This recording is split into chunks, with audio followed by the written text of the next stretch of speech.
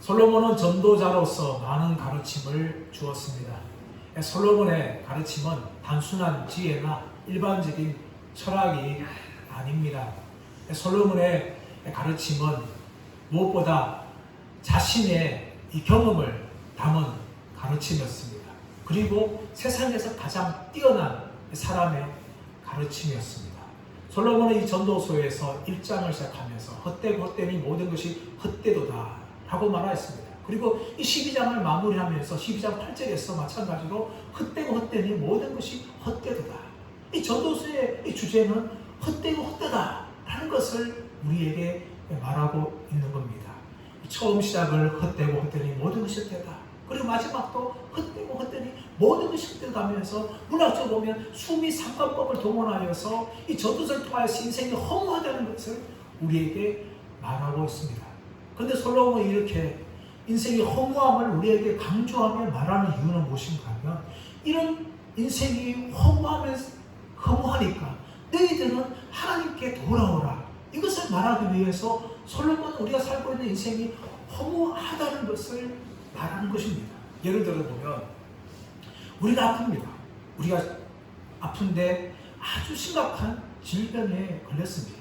근데 그 질병의 심각함을 인정하는 사람들은 의사에 찾아가서 의사의 진단을 받고 약을 처방을 받고 의사의 치료를 받습니다. 그러나 반면에 자신이 심히 아픈데 불구하고 내 병은 내가 잘 알아 하면서 자신의 병을 자신이 진단한 사람들은 결코 의사를 찾아가지 않습니다. 그러다가 이 병을 치료할 수 있는 기간을 놓치고 더 큰 병에 이르게 되어지고 잘못하면 죽음에도 이르는 어리석은 사람들이 있습니다. 이 자신의 병에 대해서 절망하는 사람들이 의사를 찾아가는 것이죠. 영적으로 마찬가지입니다. 우리가 믿음의 길을 걸어갈 때에 인생의 수많은 고난을 당합니다. 그 고난 앞에서 우리가 더욱더 절망할 때에 하나님께 나아가는 것이요. 근데 그 고난을 당하면서 내버려 둘 수 있다 하는 사람들은 하나님을 찾지 않습니다. 그러나 그 고난 앞에서 정말 이 고난 내가 이길 수 없구나 하면서 하나님께 나아가는 사람들이 그 고난을 통하여 하나님의 은혜를 경험할 수가 있는 것입니다. 그것도 마찬가지입니다. 우리가 예수를 믿는다는 것은 내 죄가 얼마나 큰 죄인지를 아는 사람들이 예수님께 돌아오는 겁니다. 율법의 정죄 앞에서 나는 의인이 아니면 나는 죄인이라는 것을 경험한 사람들만이 오직 예수 그리스도 앞에 나와서 예수님의 그 보혈을 붙잡으며 구원을 받게 되어진다는 것입니다. 이처럼 솔로몬이 헛되고 헛되니 모든 것이 헛되도다. 우리 삶의 허무함을 강조하는 것은 이 헛된 세상에서 우리가 구할 것은 오직 하나님뿐이라는 것을 말하기 위해서 솔로몬은 이 전도서를 기록하고 있습니다. 그런데 전도서를 기록하면서 솔로몬은 후반전하면서 누구를 대상하여 말하고 있습니까? 우리가 지난주 살펴보았듯이 오늘 1절 시작하듯이 청년을 향하여 말하고 있습니다. 여러분 청년은 누굽니까? 단지 그 20대 젊은 사람들 말합니까? 아닙니다 여러분. 프레드릭스라는 교수에 의하면 이 청년이라는 것은 죽음에 아직 이르지 않은 모든 사람들이 다 청년이다 라고 말하는 것입니다. 그렇다면 우리는 일단 삶을 살고 있는 모든 사람들은 다 청년의 삶을 살아가고 있는 겁니다. 솔로몬은 그런 청년들을 향하여서 말하고 있는 것입니다. 두 가지를 그런 마지막으로 말하면서 우리에게 말하고 있습니다. 첫 번째는 무엇입니까? 바로 너의 창조주를 기억하라 라고 솔로몬이 말하고 있는 것입니다. 우리 1절 말씀 보십시오. 너는 청년의 때에 너의 창조주를 기억하라 라고 이야기합니다. 너는 청년의 때 네가 아직 살아있을 때에 네가 아직 죽기 전에 너는 너의 창조주 하나님을 기억하라. 그것을 기억하라 말하면서 우리가 어떤 때로 이야기합니까? 청년의 때라고 이야기합니다. 1절 하반절 말씀 계속 보시면 공부한 날이 이르기 전에 나는 아무 낙이 없다고 할 해가 가깝기 전에 해와 빛과 달과 별들이 어둡기 전에 비 뒤에 구름이 다시 일어나기 전에 그리하라. 우리가 청년의 때에 창조주 하나님을 기억해야 되는데 이 청년 때가 언제입니까? 1절 말씀 보시면 아무 낙이 없다고 말하기 전이가 바로 청년이라는 거예요. 더 나아가서 해와 빛과 달들이 어둡기 전이 바로 청년이라는 겁니다. 더 나아가서 구름이 다시 일어나서 비가 오기 전에 바로 우리는 청년의 삶을 살고 있는 겁니다. 이 청년의 때는요 즐거움의 때입니다. 젊기 때문에 내 인생이 참 길다라면서 자신의 인생을 즐깁니다. 그리고 이 청년의 때는 아직까지 해가 떠 있어요. 하는 것입니다. 또 청년의 때는 때에는 비가 오지 않은 화창한 날입니다. 이런 청년의 때에는 너희 창조주 하나님을 기억하라 라고 이야기하는데, 왜 이유가 무엇인가 하면은 곧 청년의 때가 사라지고 우리의 인생이 이제는 아무 힘이 없고 낙이 없는 노인의 때가 오기 때문이라고 솔로몬이 말합니다. 솔로몬은 3절부터 5절까지 우리 인간이 노인이 되었을 때에 대한 묘사를 하고 있습니다. 3절 말씀 보시면, 그런 날에는 집을 지키는 자들이 떨 것이며, 집을 지키는 자들이 떤다. 이 집을 지키는 자는 누굴 말하는 거면 팔입니다. 팔. 우리의 팔. 연세가 들게 되어지면 우리 팔의 힘이 기력이 사라지고, 물건을 잡으면 그 물건 잡아서 손을 떨게 되어지는 거죠. 그것이 바로 노인이라고 합니다. 더 나아가서 힘 있는 자들이 구부러질 것이며, 이 힘 있는 자들은 다리를 말합니다. 하체를 말하는 거죠. 젊었을 때 건강한 두 다리를 가지고 뛰어다니고 걸어다녔습니다. 마음껏 등산을 다녔습니다. 하지만 이제 노인이 되면 그 튼튼하던 다리가 구부러져서 이제 제대로 걸을 수도 없는 상황이 온다는 것을 솔로몬이 말하는 거죠. 이어질 말씀 보십시오. 맷돌질하는 자들이 적음으로 거칠 것이며 라고 이야기합니다. 이 맷돌질하는 자들이 누굽니까? 바로 우리의 치아입니다. 이 치아. 노인이 되어지면 치아가 빠지게 되는 거죠. 그래서 틀니를 하게 되어지고, 좀 잇몸이 건강한 사람들도 노인이 되어 그래도 잇몸 임플란트를 하게 되어지는 겁니다. 하지만 더 나이가 들게 되어지면 그것마저 다 사용없을 만큼 우리의 잇몸도 다 내려앉게 되어지는 거죠. 모든 이가 다 빠져버립니다. 그것을 솔로몬이 지금 말하고 있는 겁니다. 더 나아가서 창들로 내다보는 자가 어두워질 것이며, 창들로 내다보는 자가 누굽니까? 우리의 눈입니다. 눈도 나이가 들면 시력이 침침해져지고 백내장도 걸리고 녹내장도 걸립니다. 그래서 시력을 아예 볼 수 없을 만큼 우리의 눈이 어두워진다고 솔로몬이 말하고 있는 거죠. 4절 말씀 보십시오. 길거리 문들이 닫힐 것이며 라고 이야기합니다. 길거리 문들이 닫힐 것이다. 우리의 듣는 이 귀가 닫히게 되는 겁니다. 연세가 들게 되어지면 귀가 먹죠. 잘 되지 않습니다. 그래서 보청기를 하게 되어지는 거죠. 보청기를 해도 잘 들리지 않는 때가 온다는 겁니다. 그것이 바로 노인의 때라고 지금 솔로몬이 말하고 있는 겁니다. 더 나아가서 맷돌 소리가 적어질 것이며 라고 이야기합니다. 맷돌 소리가 적어진다. 이제 우리의 목소리도 이제는 간다는 거죠. 노인이 되면 젊을 때 그 카랑카랑 목소리가 다 사라지게 되어지는 것을 이야기합니다. 더 나아가서는 새 소리로 말미암아 일어날 것이며 라고 이야기합니다. 새 소리로 말미암아 일어날 것이다. 여러분, 이제 나이가 들게 되지만 잠이 없어집니다. 또 작은 소리에도 민감하게 깨야 되는 겁니다. 잠깐만 밤에 잠을 못 자는 거죠. 그래서 새 소리로 말미암아 일어날 것이다. 아침에 일찍 일어나게 되어집니다. 잠이 없어서. 이것이 바로 노인의 모습이고, 음악하는 이자도 세워야 될 것이다. 이제 목청이 안 좋아지니까 노래도 제대로 못 부르게 되어진다는 것을 이야기하고 있습니다. 더 나아가서 5절 말씀 보시면, 또한 그런 자들은 높은 것을 두려워할 것이며, 노인 되면요 높은 곳 올라가 두려워합니다. 다리가 힘이 없는 거죠. 또 길에서 놀랍니다. 잘 놀랍니다. 더 나아가서 살구나무가 꽃필 것이라고 이야기하고 있는데, 노인이 되어지면 백발이 허옇게 되는 거죠. 젊을 때 그 검은 머리가 노인이 되면 하얗게 됩니다.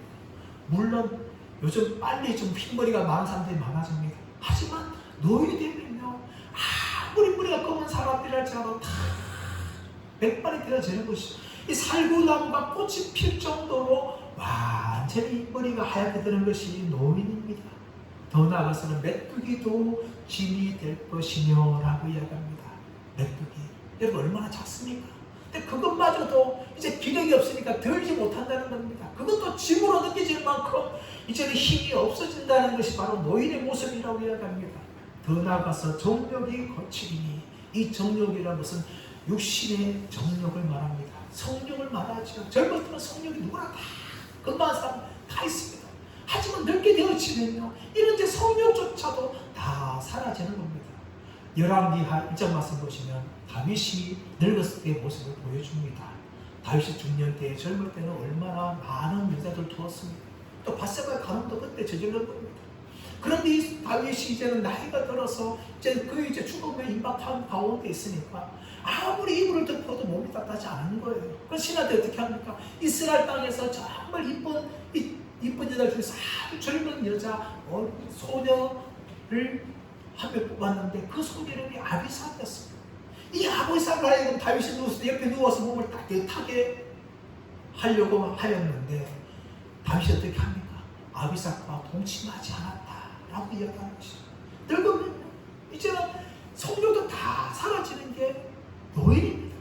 지금 솔로몬은 지금 3절부터 5절까지 이렇게 이야기하고 있는 거예요. 우리는 언제든지 영원한 청년이 아니다. 이 청년가 지나가서 이렇게 아무 기력이 없고 힘이 없는 노인의 때가 온다는 것을 우리에게 알려주는 겁니다. 더 나아가서 솔로몬은요, 노인뿐만 아니라 우리는 죽음에 이르는 존재라는 것을 6절부터 8절까지 말하고 있습니다. 6절 8절 말씀 보시면 언줄이 풀리고 금그릇이 깨지고 항아리가 샘 곁에서 깨지고 바퀴가 우물 위에서 깨지고. 여러분, 죽음이라는 것은 모든 걸 다 잃어버리는 거예요. 내가 가지고 있는 모든 것이 다 풀어지고 깨지는 것이 바로 죽음입니다. 내가 아무리 붙잡고 있는 것조차도 다 사라지는 것이죠. 이것이 바로 죽음입니다. 7절 말씀 보시면 흙은 여전히 땅으로 돌아가고 영은 그것을 주신 하나님께로 돌아가기 전에 기억하라. 흙이 뭡니까? 우리의 육신 말입니다. 우리 육신은 흙으로 만들어진 존재예요. 흙은 땅으로 돌아간다는 거예요. 죽음을 맞으면 땅으로 돌아가게 되어지고 우리의 영은 하나님께 돌아간다는 겁니다. 이것이 바로 솔로몬이 말하고 있는 거예요. 그러므로 이런 죽음이 오기 전에 너희 창조주 하나님을 기억하라 하고 지금 솔로몬이 말하고 있는 겁니다. 사랑 여러분, 우리 청년의 때에 우리 인생은 너무나 생각하지만 결코 영원한 것이 아닙니다. 솔로몬은 너무나 정직하게 우리의 인생의 실체를 다 드러내고 있습니다. 네가 청년 때라고 자랑하고 있지만 그 청년 때는 이제 곧 지나가고 너는 늙게 될 것이다. 그리고 그 늙은 후에는 너에게는 죽음이 찾아올 것이다. 그러므로 너는 죽기 전에 창조주 하나님을 청년의 때에 기억하라. 너는 살았을 때에 창조주 하나님을 기억하라 하고 이야기하는 겁니다. 누가복음 24장 말씀 가보시면 예수님께서 십자가에 죽으시는 장면을 보여주고 있습니다. 그때 양쪽에는 강도들이 십자가에 달렸습니다. 두 강도는 처음에는 예수님을 향하여 조롱하며 모욕하였습니다. 그러나 시간이 지나갈수록 한편 강도는 예수님을 향하여 믿음을 가지게 되어집니다. 그리고 그 강도는 예수님을 향하여 이렇게 고백합니다. 예수여, 당신의 나라 임할 때에 나를 기억하여 주옵소서. 그때 예수님께서 무슨 말 합니까? 강도야, 네가 오늘 나와 함께 나그네 있으리라. 예수님께서는 그 죽음 앞두고 있는 그 강도를 향하여서 구원을 선언하셨습니다. 여러분, 구원의 때는 죽기 전에도 구원받을 수 있습니다. 여러분, 그러나 그것은 결코 복된 것이지만 온전한 복됨이 아닙니다. 왜냐하면 우리는 죽기 전에 구원받아서 우리의 사람 모든 인생들이 하나님과 상관없는 삶을 사는 그런 인생이 되어서는 안 된다는 것입니다. 죽기 전에 구원받는 것이 아니라 우리가 빨리 구원받아서 우리의 젊은 때에 정말 하나님 나라를 위해서 불살라드리는 그런 인생을 살다가 정말 마지막 순간에 우리의 믿음을 끝까지 지키며 천국에 들어가는 그것이 바로 복된 인생인 줄 믿습니다. 그런데 많은 사람들은요, 세상에서 즐기다가 마지막 순간에 예수 믿고 구원받으면 되지 않느냐. 그것은 결코 어리석은 자의 말입니다. 결코 그것은 복된 것이 아닙니다. 우리가 할 수 있는 것은 젊을 때에, 어릴 때에 예수님 만나서 한평생 하나님을 위해 쓰임받는 것이 우리 인생의 가장 큰 복인 줄 믿습니다. 그것이 바로 복된 삶입니다. 여러분, 그것이 복된 것인데 저와 여러분 모두가 다 한평생 예수 잘 믿고 마지막 순간까지도 이 믿음을 지키는 저와 여러분들 되시기를 축원합니다. 그렇다면 여러분, 우리가 왜 청년의 때에, 젊을 때에 창조주 하나님을 기억하며 살아야 될까요? 저는 두 가지를 나누기 원합니다. 한 가지 무엇인가 하면 창조주 하나님께서 우리의 생명과 힘과 능력의 근원이기 때문입니다. 여러분, TV 광고를 보시면 지금은 나오지 않지만 오래전에 광고 나왔어요. 많이 나왔어요. 그 광고가 모 건전지 회사의 광고입니다. 이 건전지가 서로 나와가지고 다른 제품의 건전지하고 파고패들을 해요. 하는데 다른 회사의 건전지들은 다 나가 떨어져요. 그런데 그 회사의 건전지만 100만 하나, 100만 둘, 100만 3개 계속해서 넘치기에 계속해서 하는 광고를 봅니다. 여러분, 그런 배터리 하더라도요, 시간 지나가면 꺼집니다. 사라지는 거예요. 힘이 사라지는 거예요. 우리 젊은이도 그렇지 않습니까? 우리가 건강할 때 뭐 마음껏 다 할 수 있을 것 같아요. 뭐든 할 수 있을 것 같아요. 그러나 여러분, 아무리 청년이고 아무리 건강한 사람도 아플 때가 찾아오는 거고, 스트레스에서 몸이 병이 생길 때가 찾아오는 거고, 또 우리의 마음이 여러 가지 문제로 낙심될 때가 찾아오는 겁니다. 그것이 우리의 인간의 모습이 아닙니까? 겉으로는 안정하면서도 속으로 병든 것이 우리 인간의 모습이에요, 여러분. 그때 무엇이 필요합니까? 하나님의 힘이 필요하죠. 하나님의 은혜가 필요합니다. 그래서 우리는 하나님께 나아가서 도움을 구해야 돼요. 우리가 낙심될 때, 우리가 질병이 찾아올 때, 우리가 절망에 빠질 때, 그 순간에 나아가서 하나님 나를 도와주옵소서, 그렇게 기도하며 구해야 됩니다. 그렇다는 것을 저는 좀 믿습니다. 이사야 40장 31절 말씀 보시면, 오직 여호와를 앙망하는 자는 독수리가 날개치기 같이 올라갈 것이요, 단박질 안에도 곤비치 아니하겠고 그러나도 피곤치 아니하리라. 할렐루야. 그러므로 우리가 절망의 순간에, 우리가 어렵다는 그 순간에 우리가 할 것은 하나님을 앙망하는 것입니다. 여러분, 하나님을 앙망하는 것은 무엇입니까? 하나님을 바라보면서 그 하나님께 도움을 구하는 것이 하나님을 앙망하는 거예요. 그 앙망을 달께서는 어떤 힘을 주십니까? 달려가도 곤비치 않고 걸어가도 피곤치 않는 능력일 줄 믿습니다. 그러므로 우리가 이제 살아갈 때마다 우리는 하나님께 나가서 하나님께 도움을 구하며 그분의 힘과 능력을 공급받는 삶을 살아야 될 줄 믿습니다. 두 번째로 왜 우리가 창조주 하나님을 기억해야 됩니까? 시간이 가면 우리의 기억력이 다 사라지기 때문입니다. 젊을 때 기억해야 되는 거예요. 그래서 저희 장모님이 올해 88세입니다. 몇 년 전부터 이제 치매가 걸리셨고, 또 저희 집에서 케어를 할 수 없어서 가까운 실버센터에 모십니다. 한 달에 2-3번 직접 면회를 갑니다. 면회를 갈 때마다 저희 아내와 저와 하는 말이 뭐예요? 우리가 누구예요? 저 목사예요? 딸이에요? 알아보겠어요? 그렇게 늘 질문합니다. 근데 장모님이 컨디션 좋을 때는 장모님이 알아요, 그렇게 말합니다. 근데 장모님이 컨디션 좋지 않으면 몰라요 라고 이야기해요. 아무리 엄목사를 이야기하고 아무리 딸이라 해도 모른다는 거예요, 여러분. 여러분, 근데 그 모습이 저와 여러분은 예외입니까? 아닙니다, 여러분. 우리는 나이가 들면 기억력이 쇠퇴하게 되어지고 치매가 찾아옵니다. 모든 걸 다 잃어버려요. 그렇기 때문에 우리가 젊을 때부터 창조주 하나님을 기억해야 되는 겁니다. 유명한 목사님 중에 존 뉴턴이 있습니다. 이 존 뉴턴을 알고 있는 나 같은 죄인 살리시 주원의 놀라와 이 찬송을 지은 분이 아닙니까? 이분은 젊을 때에 노예 상인, 노예 무역 상인이었습니다. 그 노예를 팔아가지고 돈을 많이 벌었는데 어느 날 노예들을 싣고 배를 타고 있는데 폭풍과 심하게 몰아칩니다. 그 폭풍이 심할 차서 자신이 여기서 죽겠구나, 배가 침몰하겠구나, 그런 두려움이 생겼어요. 그때 그는 어릴 때 믿었던 하나님을 향하여 나아갑니다. 예수님을 부릅니다. 예수님 나를 불쌍히 해주세요. 나를 구원해주세요.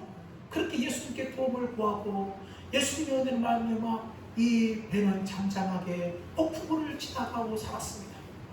그 배에 내린 존 뉴턴이 배에서 내려서 그는 더 이상 노예 무역 상인이 되지 않고 그 길로 신학을 하게 되어집니다. 목사가 되어집니다. 그래서 자기 베푸신 하나님의 은혜가 얼마나 놀라운지 우리가 잘 알고는 어메이징 그레이스, 나 같은 죄인 살리신 주원의 놀라와 이런 찬송뿐만 아니라 수많은 찬송가를 지었고, 그리고 그는 평생에 노예 해방군들을 위해서 자신의 인생을 살아갔습니다.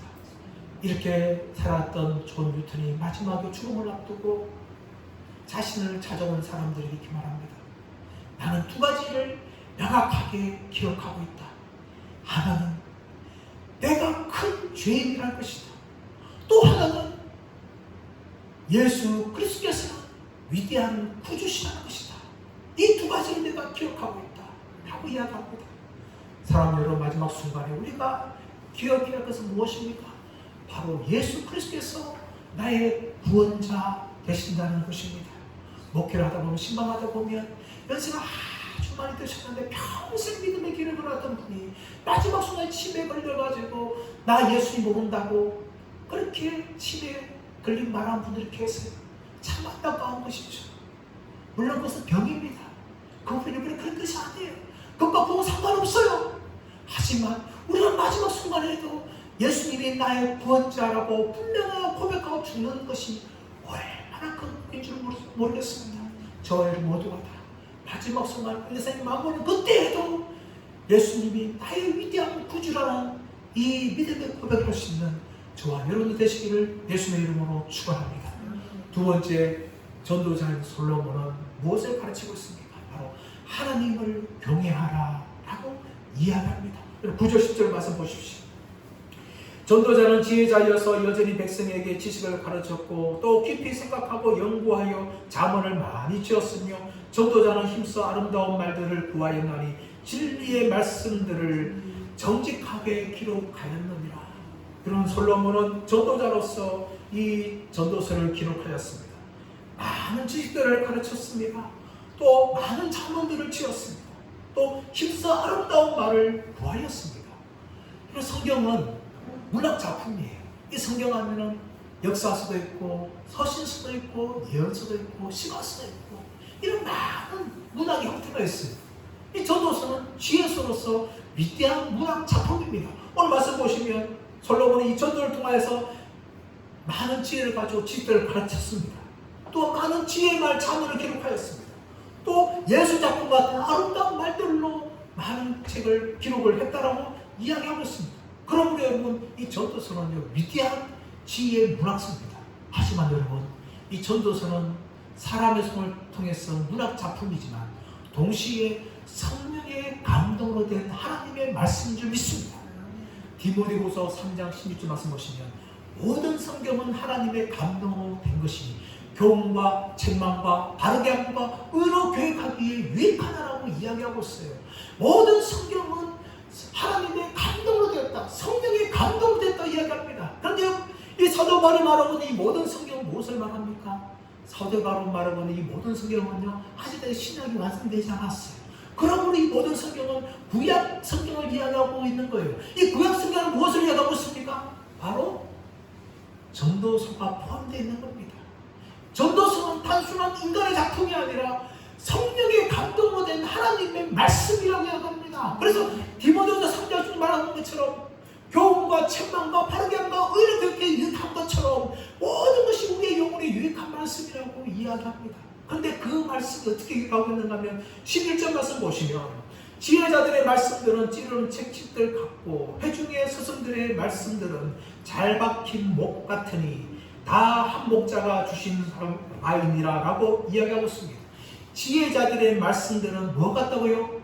찌르는 책집들 같다라고 이야기합니다. 우리 한글 개정에는 책집들이라고 기록하고 있지만 히브리어 도르본이라는 단어인데 이 단어는 막대기라는 단어입니다. 목자가 양들을 인도할 때 사용하는 그 막대기.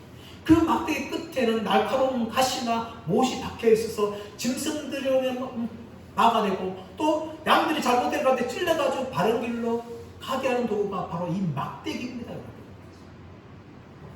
이 막대기가 성경에 나오고 있지 않습니까?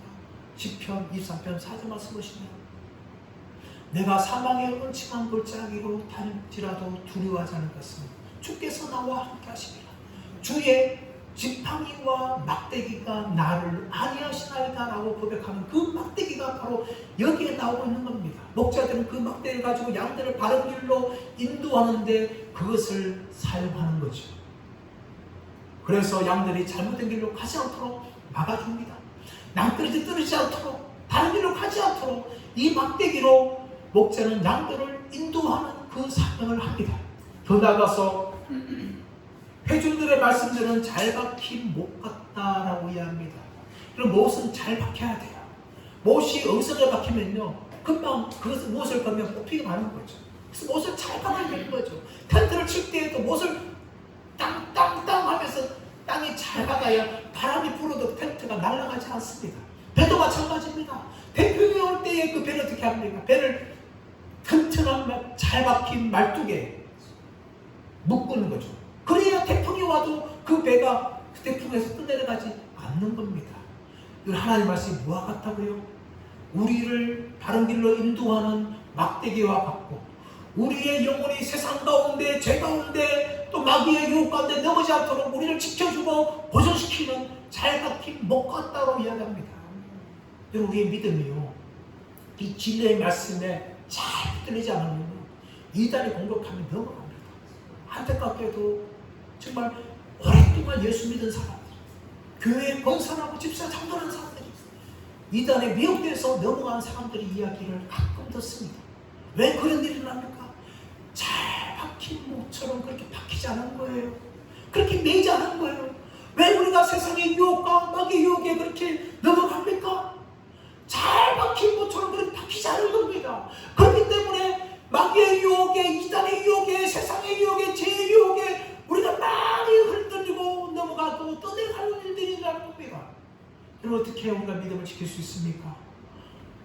하나님의 말씀에 인도를 받고 하나님의 말씀에 잘 박힌 것처럼 고집될 때 우리는 결코 마귀에게도 세상에도 죄의 유혹에도 넘어지지 않을 줄 믿습니다. 그렇게 해야 합니다. 하나님 말씀에 붙들려야 되는 거예요. 근데 여러분, 이 진리의 말씀들이 누구에게 나옵니까? 11절 말씀드리면 다 한 목자가 주신 바다라고 이야기합니다. 그런 목자, 이스라엘은 양들을 지킬 때는 목자들이 많았습니다. 그리고 성경에 보시면 이스라엘의 왕들을 향하여서도 목자라고 부릅니다. 근데 오늘 말씀 보면 이 목자를 번역할 때 영어 성경에서는 대문자들로 번역합니다. 왜 그럴까요? 그것은 세상에 있는 많은 목자들을 말하는 것이 아니라 한 명의 목자를 말합니다. 즉 다시 말하면 하나님을 이야기하는 거예요. 하나님이 참 목자라는 것을 말하기 위해서 이 모든 말씀들은 한 목자가 주신 것이다 라고 솔로몬이 말을 하고 있는 겁니다. 그것이 바로 성경은 하나님의 감동이 됐다고 이야기하는 것이죠. 여러분, 성경에 보시면 하나님을 목자로 설명한 부분들이 많습니다. 구약의 말씀 보시면 이사야 40장 11절 말씀 보시면 그는 목자같이 양떼들을 먹이시며 어린 양을 두 팔로 품에 안으시며 라고 이야기합니다. 또 시편 80편 1절 말씀 보시면 요셉을 양떼같이 인도하시는 이스라엘의 목자여 귀를 기울이소서라고 이야기합니다. 또 시편 238절 말씀 보시면 여호와는 나의 목자시니라고 이야기합니다. 요한복음 10장 11절 말씀 보시면 나는 선한 목자라 선한 목자는 양들을 위하여 목숨을 버리거니와. 요한복음 10장 14절 말씀 보시면 나는 선한 목자라 나는 양들을 알고 양들도 나를 아는 것이 라고 이야기합니다. 성경은 구약이나 신약에서 목자를 바로 하나님이라고 설명을 하는 겁니다. 바로 전도서는 성령의 감동, 하나님이 주신 말씀이라는 것을 솔로몬이 이렇게 말하고 있는 겁니다. 그러면서 우리가 전도서를 듣는다는 것은 무엇을 듣는 것입니까? 하나님의 음성을 듣는 거예요. 우리가 말씀을 대할 때마다, 말씀을 듣을 때마다 우리는 이 말씀을 통하여 하나님의 음성을 듣게 되어지는 것입니다. 성령의 감동으로 쓰신 이 말씀이 성령의 감동을 통하여 우리에게 전해질 때 우리는 하나님의 말씀으로 들리는 것이죠. 그것이 바로 믿는 사람들이 성경을 읽을 때 일어나는 놀라운 역사인 것입니다.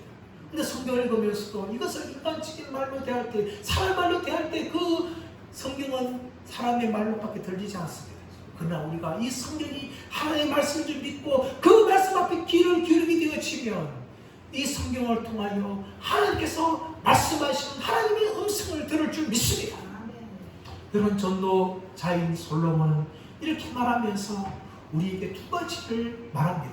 하나는 12절 말씀에 나옵니다. 12절 말씀 보시면 내 아들아 또 이것들로부터 경계를 받으라 라고 이야기합니다. 이것들로부터 경계를 받으라, 주의를 받고 경고를 받으라. 지금까지 지금 솔로몬이 말하고 있는 이 모든 말씀을 통하여서 너는 주의를 받고 경고를 받으라. 다시 말하면 이것들 넘어서 가지 말라. 다른 많은 책들이 있다. 또 많은 글을 썼다. 하지만 그것들을 향하여 귀를 기울이지 말고 너는 내가 말한 이 모든 것들을 주의하고 경고를 들어라 라고 솔로몬이 말하고 있는 것입니다. 더 나아가서 솔로몬은 무엇을 말합니까? 이 모든 걸 통하여 우리가 이에 대한 궁극적인 목적에 대해 이야기하고 있는데 그것은 무엇인가 하면 13절 말씀에 나옵니다. 일의 결국을 다 들었으니 하나님을 경외하라. 솔로몬이 왜 이것을 말하고 있는 겁니까? 왜 이성이 허구하는 걸 말하고 있는 것입니까? 왜 지혜를 말하고 있는 것입니까? 한 가지입니다. 그것은 무엇인가 하면 하나님을 경외하는 것입니다. 하나님을 경외하기 위해서 솔로몬이 이 많은 것들을 이야기하였어요. 이 경외하다는 것은 히브리 단어 야레라는 단어입니다. 이 단어는 두려움이라는 이라 명사형에서 나온 동사입니다. 이 야레, 여호와를 경외한다는 것은 여호와를 두려워하는 거예요, 여러분. 이 두려워하는 건요, 두 가지가 있습니다. 하나는 놓여진 두려움이 있고, 하나는 사랑과 존경을 포함한 두려움이 있는 거죠. 놓여진 두려움은 무엇을 말하고 있습니까? 바로 너희가 주인을 두려워한 겁니다. 주인의 말을 듣지 않으면 징계를 받고 자칫이 당하기 때문에 그것이 무서워서 주인을 두려워하는 것이 바로 너의 지금 두려움입니다. 그러나 솔로몬은 말하고 있는 것이 아니라 바로 자녀로서 아버지에 대한 두려움을 가지고 있는 거죠. 아버지를 사랑하지만 한편으로 존경하면서 그 아버지를 바라보는 것이 바로 이 경외하다는 의미를 포함하고 있는 겁니다. 하나님을 경외할 때 우리가 해야 할 것은 무엇입니까? 바로 하나님 말씀에 순종하는 것입니다. 솔로몬은 말합니다. 하나님을 경외하고 그의 명령들을 지킬지어다. 하나님을 경외한 사람들 어디로 나아갑니까? 하나님 말씀을 순종할 때까지 나아갈 것입니다. 그런 자녀가 아버지를 존경합니다. 근데 그 존경은요, 순종을 포함한 존경이에요. 아버지가 말해도 그 아버지 말을 듣지 않고 자기 마음대로 행동하고 살아가는 그 자녀들은 결코 아버지를 존경하는 것이 아닙니다. 아버지를 존경한다는 것은 그 아버지의 말에 순종하는 것을 포함하는 것입니다. 지금 솔로몬은 무엇을 말하고 있습니까? 우리가 하나님을 경외한다면 바로 하나님의 말씀하신 것을 지킬지어다 라고 이야기하는 것입니다. 바로 그것이 참 경외라는 것을 솔로몬이 말하는 겁니다. 근데 여러분, 솔로몬이 마지막으로 왜 우리에게 하나님을 경외하라고 이야기할까요? 그것은 마지막 순간에 심판이기 때문이라고 말합니다. 14절 말씀 보시면 하나님은 모든 행위와 모든 은밀한 일을 선악간에 심판하시리라. 하나님은 모든 행위와 모든 은밀한 일을 선악간에 심판하시리라. 저와 여러분 모두가 다 하나님의 심판 앞에 서게 될 것입니다. 그래서 하나님께서는 어떤 자를 영원한 형벌에, 어떤 사람은 영원한 생명에, 영생에 넣게 되어질 것이죠. 저와 여러분 모두가 다 죽고 나면 다 하나님의 심판됐습니다. 선악간에 우리가 살았던 모든 인생의 삶, 그 모든 것들이 다 하나님의 심판 앞에 다 드러나게 되어집니다. 저는 가끔씩 그렇게 생각해요. 내가 하나님의 심판 앞에 서게 될 때, 내가 태어나면서부터 내가 죽는 그 순간까지 나의 모든 삶의 비디오가 다 틀리지 않겠는가. 그래서 저는 그때 어떤 마음이 들까요? 아마 쥐의 구멍이라도 있으면 들어가고 싶을 거예요. 남들이 알지 못하는 제 시커먼 마음들, 남들이 알지 못했던 나의 모든 은밀한 행동들, 은밀한 말들들, 그 모든 것들이 다 하나님의 심판대로 다 들어갈 것입니다. 저는 그때 아마 죽음만 있으면 들어가고 싶은 마음이 있을 겁니다. 그러나 여러분, 다행히도 우리 주 예수 그리스도께서 우리를 대신해서 이미 십자가에서 하나님의 진노의 심판을 다 받았습니다. 할렐루야! 그러므로 여러분, 우리는요, 의의 심판밖에 없어요. 우리의 형벌의 심판이 없습니다. 죄의 심판이 없어요. 예수 믿고 구원받는 그 순간에 우리의 모든 죄를 다 살려줬고, 우리는 영생의 은혜만이 우리에게 주어지는 것입니다. 이런 복을 저와 여러분이 받았습니다. 그러므로 우리가 평생 해야 할 것은 두 가지입니다. 하나는 무엇입니까? 우리가 죽을 때까지 창조주 하나님을, 나를 위해 십자가에 죽으신 예수 그리스도를, 나와 평생 동행과 함께 하시는 내 안에 계시는 성령님을 기억하면서 우리는 살아야 될 줄 믿습니다. 또 하나는 하나님을 경외하는 것입니다. 나를 구원하여 주시고 이 땅의 모든 걸 창조하신 성삼위 하나님을 경외하면서 그 하나님을 경배하며 예배하며 하나님의 말씀을 지키며 순종하며 저와 여러분이 하나님을 경외하는 이 복된 삶을 저와 여러분 평생 동안 살아가는 믿음의 삶들 되시기를 예수님의 이름으로 축원합니다.